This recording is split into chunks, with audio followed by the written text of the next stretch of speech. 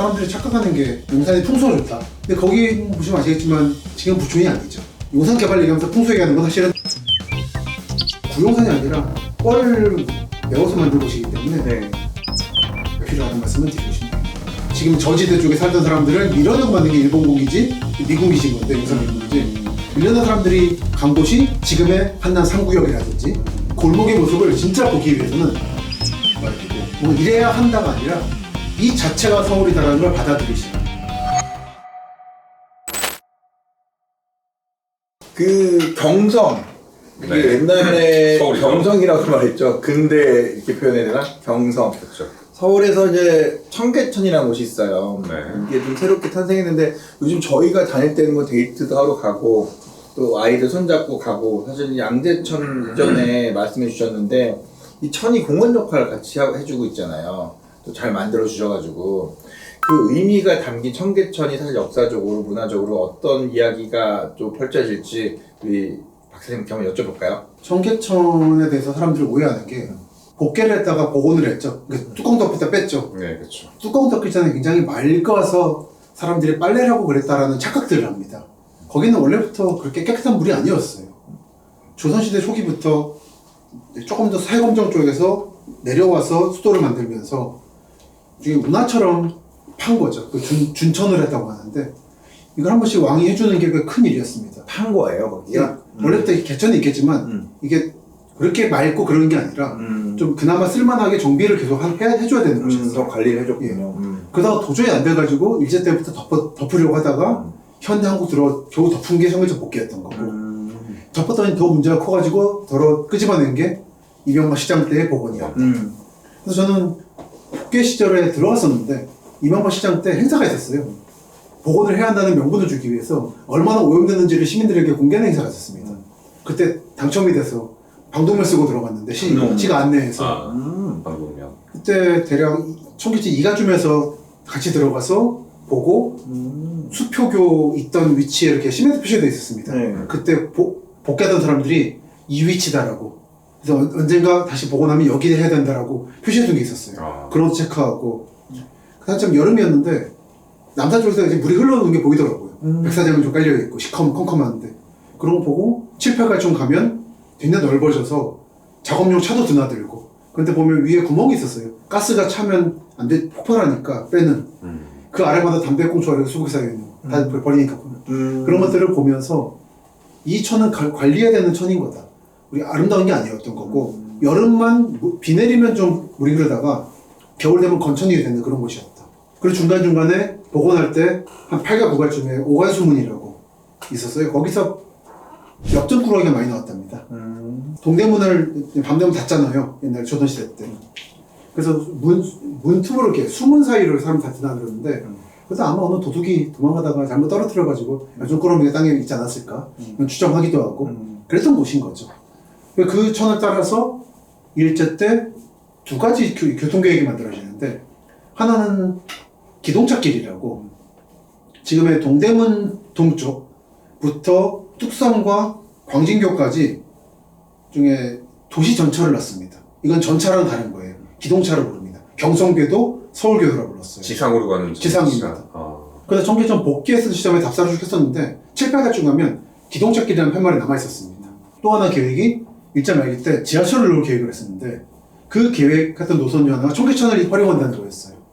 파이스트니까. 네. 근데 이거 실현은 안 됐고 그때 일본 쪽에서는 도쿄에 긴자선 같은 게 만들어졌기 때문에 전혀 뭐 화합의 계획은 아니었습니다. 그 계획이 결국 실현된 게 서울 지하철 1호선인 거죠. 그리고 복개공사, 보건공사 할 때 기억하실지 모르겠습니다. 도깨비 시장 있고 거기 상인들이 많이 있었잖아요. 네. 팔가 황학동 쪽에. 맞아요. 특히 육교 시장이라고 있었어요. 차에 복개돼 있고 사람들 다니고 있고 위에 육교들이 있으면 시장들이 있는 요 상인들은 복원이 되고 나면 갈 데가 없었습니다. 그래서 이분들이 하고 타협을 하다가 한참 이제 시야가 엉켜가지고 제가 그 시위 장면을 많이 봤었네요. 그래서 천을 복원하고 하는 게 단순하게 역사적으로 이런 게 아니라 살고 있는 시민들과의 관계를 봐야 된다. 또 하나 청계천을 60년대 때 서울 구도심 개발한다고 사람들이 밀어낸 게 성남 광주대단지였고 청계천을 복원한다고 밀어내는 게 송파구 가든파이브고 서울 동남부와 서울 강북의 관계 같은 거 청계천을 둘러싸고 이렇게 왔다 갔다 하는구나 하고 느끼기도 하고 여러 가지로 하나로 말할 수 없는 서울의 정비와 확장에서 핵심적인 데가 청계천이었고 이 사람들을 어떻게 할 것인가를 가지고 늘 고민하다가 만들어내는 게 잠실부터 성남까지 관계 이런 과정의 근원이 청계천이었다라는 하나로 말할 수 없는 복잡한 게 있습니다. 그걸 답사해 보시면 많이 지금 느끼실 수 있을 거다.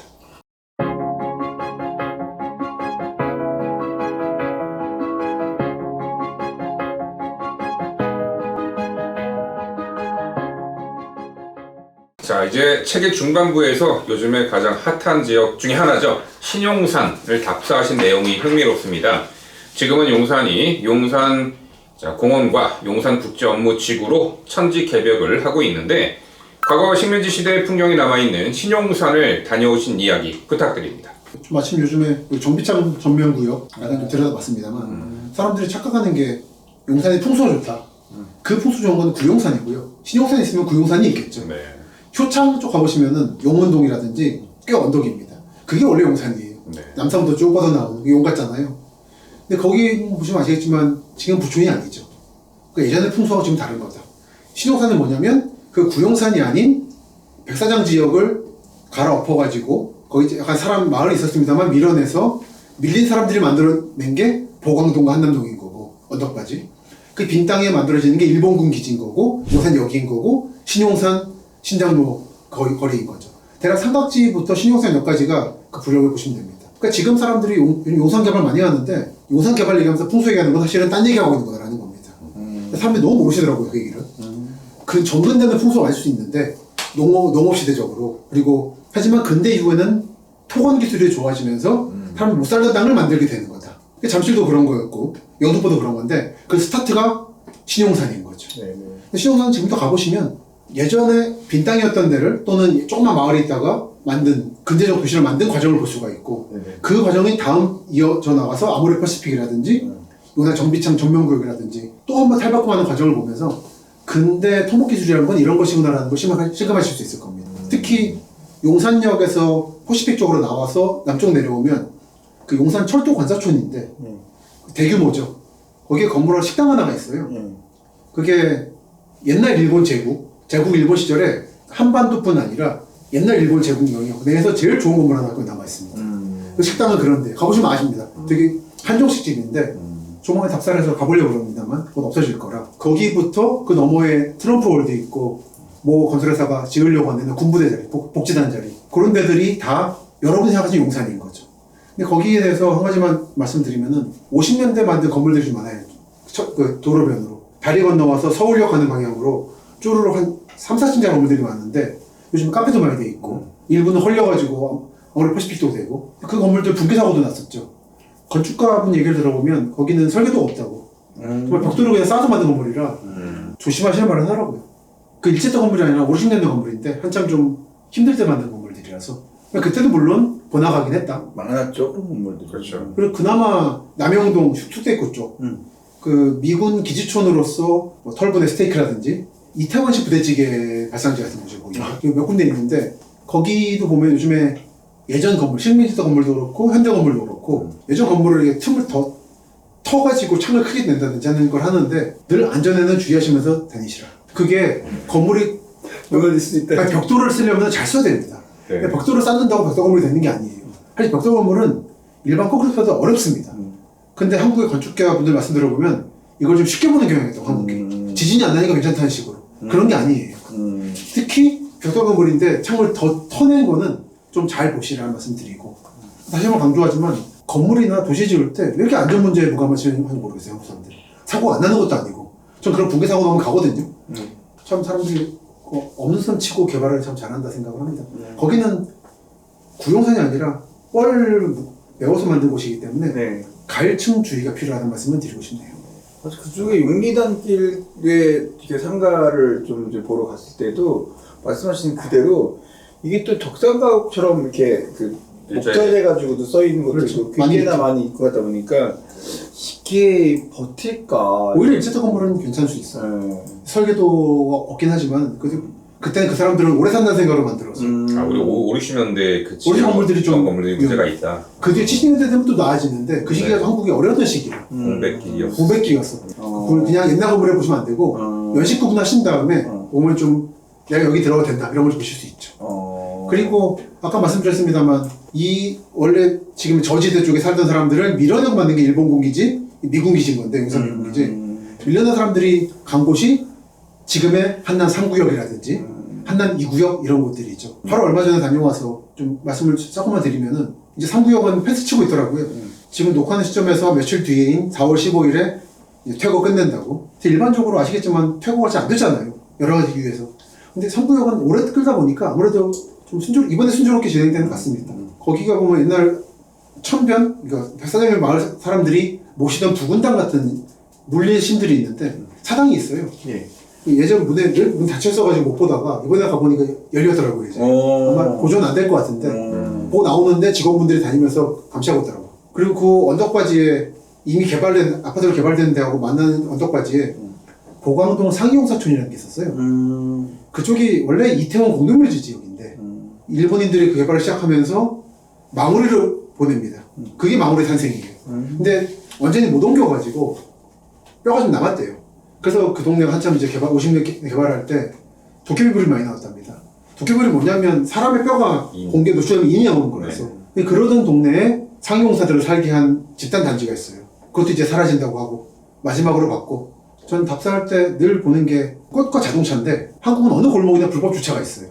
근데 철거 직전에는 주차가 없습니다. 그래서 그 골목의 모습을 진짜 보기 위해서는 철거 직전에 가야 되고 그렇게 가면 지금 딱 목련 피어 있더라고요. 이 목련은 아무도 보지 않는 목련. 그 느낌을 늘 철거 직전 지역에 가서 기록을 할 때 보게 되죠. 그러니까 이렇게 그 도시가 몇십 년간 쌓였던 모습이 마지막으로 사람 없을 때 한번 헛꽃 피고 사라져가는 거라는 느낌? 3구역은 그렇게 사라지겠더라고요. 2구역이 시작이던데 예를 들어 포인트만 몇 개 알려드리면은 중미 아파트라고 거기는 상가 아파트입니다. 그 내려가면 보광동 종점이 있고 한 곳입니다만 중미 아파트 벽에 보시면 항아리를 계속 붙인 게 있어요. 그 세운상가의 김수근 건축가가 좋아했던 방식이래요. 네. 그거를 적용한 건데 사람들이 잘 모르고 지나가셔서 그건 지금 포함되어 있더라고요. 그리고 그 동네 가면은 제갈공명을 보신 사당이 있어요. 그 사당이 사실은 부군당이라고 하는 물의 신인데 이름만 제갈공명이에요. 원래 일본 기지 쪽에 있다가 같이 올라온 건데 그 지금은 약간 절처럼 바뀌고 있어서 접근이 어렵습니다만 제갈공명 보시는 게 그림 같은 게 있어요. 거기 계시던 무당분이 김점례라는 분인데 그분이 자식이 없었답니다. 자손이. 그래서 그 동네 경로당에 재산을 기증하고 제사 지내달라고. 그 무당 기념비가 있어요. 그 골목에. 한남 2구역입니다. 그 거기 어디냐면 우사단길이에요. 우사단길. 그래서 왜 우사단이 발생했냐면은 이태원에서 놀고 새벽에 보광동으로 가서 사람들이 술국을 마셨어요. 그 중간이 우사단길이라서 그 발생한 거고. 그 보광동 종점 지역이 맛집이 유명해진 게 그런 방송국의 사람들이 넘어가서 먹기 좋은 곳이라서. 그런 역사들이 있는데 이게 이제 사라져갑니다. 저 한남상구역은 참 예전부터 다녔고 답사를 직업으로 하는 뒤에도 열심히 다녔던 곳인데 솔직한 마음으로는 이제까지 안 사라진 게 좀 어떤 부분에서는 좀 안타까웠어요. 언제까지 끌 거냐 도대체 이거. 나 너무 마음이 아픈데 빨리 차라리 끝냈었으면 하는 마음이 있었는데 이번에 가보고는 아 진짜 끝나는구나 이제. 그걸 느꼈네요. 2주가 이제 완료가 된 거죠? 진짜 완료가 된 것 같습니다. 네, 이제 마지막 질문입니다. 책의 후반부 401페이지에 소제목으로 붙여주신 문구 중에 초라해서 소중한 서울이라는 문구가 있습니다. 저는 이 9글자가 김신덕 박사님이 서울 답사기의 핵심을 딱 요약한 한 줄인 것 같아요. 박사님도 그렇게 생각하시는지 궁금합니다. 그렇죠. 풍납도성에서 말씀드렸지만 뭐 이래야 한다가 아니라 이 자체가 서울이다라는 걸 받아들이시라. 이걸 안 받아들이면은 예전 한국은 그게 부자인 나라가 아니었어요. 식민지대 포함해서. 그러다 보니까 건물들이 초라합니다. 블럭이 꾸불꾸불하고 딴 데 사람들이 서울 와서 말하는 게 한 나라의 수도인데 이렇게 길이 꾸불꾸불하고 지저분하다는 말을 많이 해요. 그거는 원란민도 그랬습니다. 함흥 이런 데는 원산 같은 데는 계획도시였는데 피난왔더니 그 말로서 경성이 이런 데예요. 꾸불꾸불하고. 오히려. 근데 그 자체가 서울이라는 거예요. 근데 그걸 못 받아들이면 헐어버리고 깔끔하게 복원을 해버립니다. 그건 사실은 역사 왜곡인 거예요. 그래서 저는 그래서 무슨 뭐 건물 하나 헐고 역사 무슨 정신 복원한다는 그런 식의 말을 안 믿는 게 그거는 있는 그대로 서울을 싫어하는 행위라고 보는 거죠. 또는 양반이 안 살았던 땅인데 개발해놓고는 정자 세우고 소나무 세우면 역사 회복인 것처럼 거기는 그런 곳이 아니었거든요. 있는 그대로의 서울을 보시고 또 하나는 특히 여러분의 기억에 있는 서울은 아무도 기록해 주지 않는다. 나한테 소중한 건 다른 사람한테 안 소중합니다. 모두에게 소중한 다보탑은 당연한 사진 찍었어요, 모두가. 근데 그런 거 찍지 마시고 나한테 기억이 소중한 골목 같은 건 내가 찍어야 돼요. 저는 책을 쓰는 이유가 그거거든요. 제가 읽고 싶은 책을 남이 안 써줘요. 그러니까 제가 쓴다라는 입장인데 답사하는 사람들은 마찬가지 입장일 겁니다.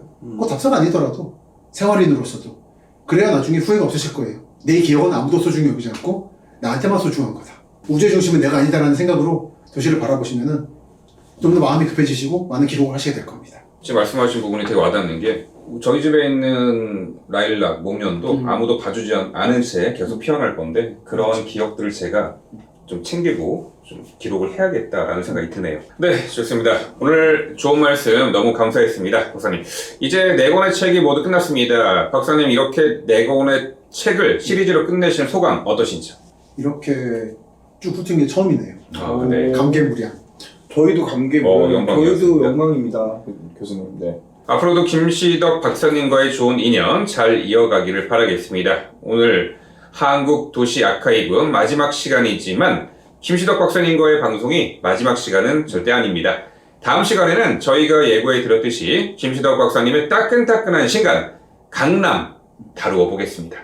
도시문헌학자 김시덕의 강남. 도시문헌학자. 아마 그 앞에 거는 이제 좀 짧게 쓰겠죠. 네네. 문헌학자의 문헌이 문헌학자의 문헌이 무슨 뜻이에요? 예를 들어 이런 포장지도 문헌이 됩니다.